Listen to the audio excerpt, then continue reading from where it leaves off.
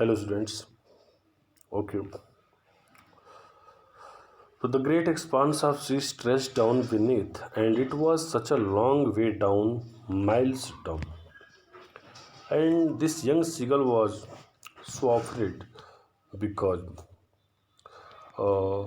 उसके नीचे एक समुद्र का जो बहुत बड़ा फैलाव था और नीचे की ओर का लंबा रास्ता बहुत लंबा था, मीलों नीचे, माइल्स डाउन, मीलों नीचे तक का रास्ता था. He felt certain that his wings would never support him.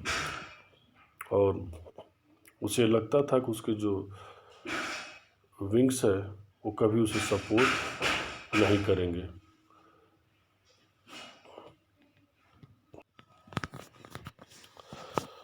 He felt certain that his wings would never support him. And the young seagull realized that his wings will never support him to cross this big distance. So he was he became afraid. So he bent his head and ran away back to the little hole under the ledge where he slept at night. Okay. Uh,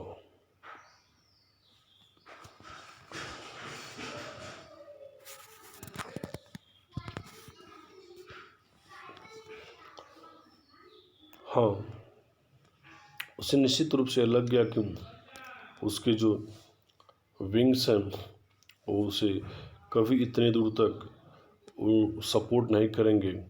इसलिए वो अपने sir को झुकाया और वापस भाग करके वो चट्टान के नीचे अपने उस छोटे से होल में under the ledge of little hole under the ledge where he slept at night, जहाँ वो पूरी रात को सोया था, उसी होल में वापस वो चला गया. Even when each of his brother and his little sister, whose wings were far shorter than his own, ran to the brink. So, for that night, the young seagull slept there in that little hole where he lived. Now, the young seagull started to think about his young brother and sister, whose feathers were small than him, but they ran to the brink. वे भाग के किनारे तक गए. Flapped their wings, अपने पंखों को फड़फड़ाए, and flew away, और उड़ गए. तो this seemed him very easy. He failed to muster up courage to take the plunge, which appeared to him so desperate.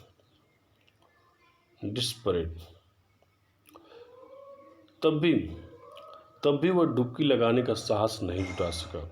He failed to muster up courage, साहस नहीं जुटा सका to take that plunge, डुबकी लगाने का, which appeared him so desperate, जो कि उसे काफ़ी निराशाजनक प्रतीत हुआ.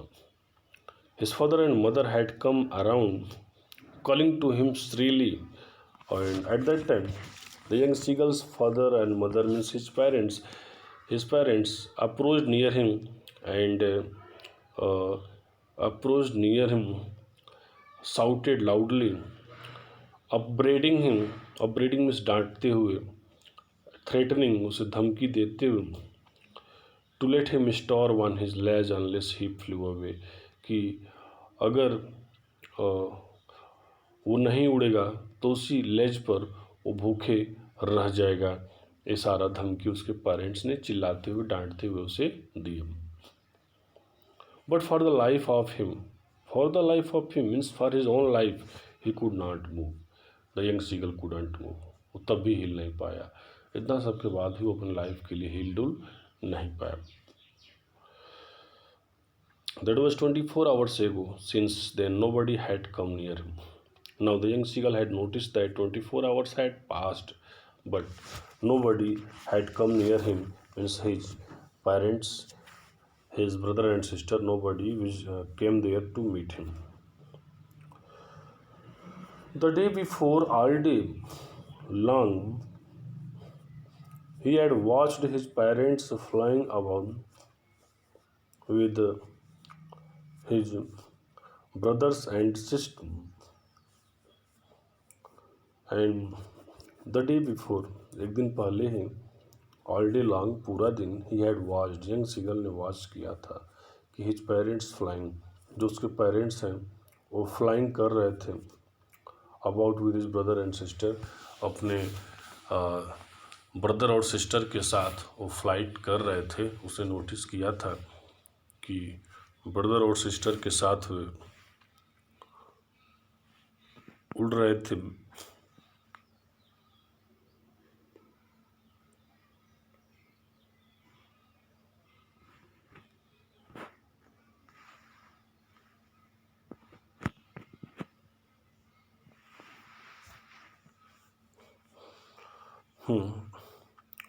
Perfecting them in the art of flight, and the parents were trying to teach him the perfection of flying, teaching them how to skim the webs, or also the parents were teaching them to skim on the webs, float on the webs, and how to dive for fish, और कैसे मछली के लिए डुबकी लगाना है, कैसे लहरों पे तैरना है, कैसे उड़ना है, ये सारी कलाएं जो पेरेंट्स थे उसके ब्रदर और सिस्टर को सिखा रहे थे।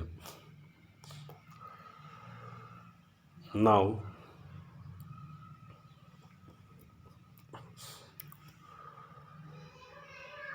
he had in fact seen his older brother catch his first herring and devour it. वास्तव में उसे अपने बड़े भाइयों को अपने लिए herring fish, this is a type of fish, herring fish को पकड़ते हुए देखा था, उसे खाते हुए देखा था, स्टैंडिंग ऑन अ रॉक, एक चट्टान पे खड़े होके, while his parents circled around raising a proud cackle, और ऐसा करते समय उसके भाई के ऐसा एक्टिविटी को करते समय, उस हैरिंग फिश को खाते समय, जो उसके पेरेंट्स उसके चारों तरफ उड़ रहे थे और काफ़ी प्राउड फील कैकलिंग कर रहे थे, खुशी से चिल्ला रहे थे कि गुड जॉब, मीन सब तुम्हें अब अपना भोजन खाना तलाशना शुरू आ गया। And all the morning the whole family had walked about on the big plateau midway down the opposite cliff, taunting him with his cowardice.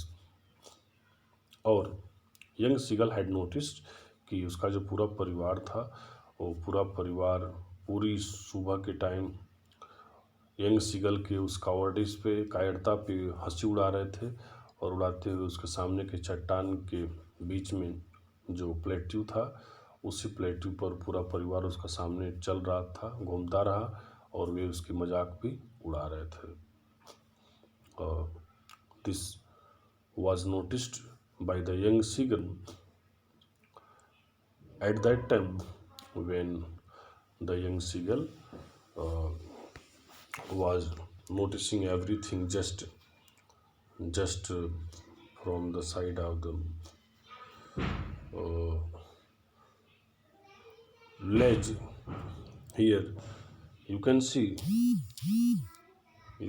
here in this figure on the ledge, जो चट्टान है इस पे young seagull कैसे किनारे पर आकर बैठा हुआ, ऐसे यंग सीगल जो है इनको देख करके अपने विंग्स को फ्लैपिंग करने का काम कर रहा है, लेकिन इसके अंदर हिम्मत नहीं जुट पा रहा है, जबकि उसके जो पेरेंट्स हैं, उसके ब्रदर और सिस्टर, ये सब सामने उड़ रहे हैं, लेकिन उसे जो है अभी उड़ने के लिए कॉन्फिडेंस उसका भी जो मस्टर अप नहीं हो पा रहा था।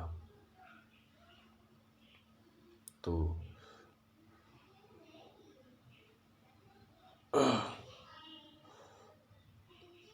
आगे देखते हैं। The sun was now ascending the sky, blazing on his ledge that faced the south. He felt the heat because he had not eaten since the previous nightfall. Now, the young seagull noticed that now the sun was climbing in the sky means सूर्य अब आगे बढ़ रहा था, दिन अब चढ़ता जा रहा था, दोपहर का तेज समय था। And the blazing on his ledge, और जो तेज धूप था उसके उस चट्टान पे अब पड़ रहा था, जो कि मुंह जिसका दक्षिण की तरफ था। और he field the heat, young seagull को काफ़ी हीट महसूस हुआ, because he had not eaten since the previous nightfall, क्योंकि उसने पिछली रात से ही कुछ खाया पिया नहीं था, इसलिए अब उसको काफ़ी प्रॉब्लम वहाँ पे फेस करना पड़ रहा था।